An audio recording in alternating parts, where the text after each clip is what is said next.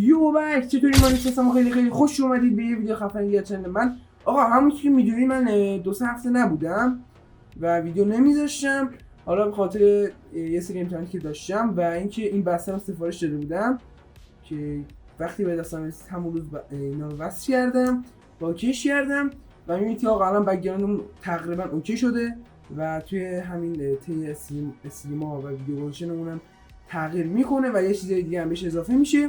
خلاصه که الان این بک‌گراندمونه، اینجا این مانولیف اضافه شده با بک‌گراند چیز پرواکوستوم این چیزا و اینکه آقا قراره که بریم بتری کنیم. لایک کامنت ممکنه کارتون نره، به شدت به حمایتتون نیاز دارم، مخصوصا لایک کنید آقا، ویدیو رو لایک کنید، زیاد وقتتون نمیگیره و یه حمایت کوچیکی هم از من میشه. و اینکه آقا حتما جوین کانال روبیکامون هم بشید، یوتیوبمون هم زیر دیسکریپشن این ویدیو هست، اونجا هم جوین بشید، اونجا هم ویدیو اینو فعالیت میکنیم.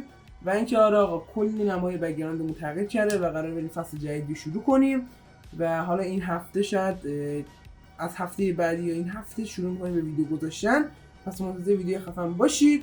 و این خب آقا فقط خواستم بگم که آقا بک‌گراندمون تغییر کرده و توی روبیکام بهتون گفته بودم، اونجا گذاشته بودم عکسشو و گفتم یه ویدیو تو بذارم.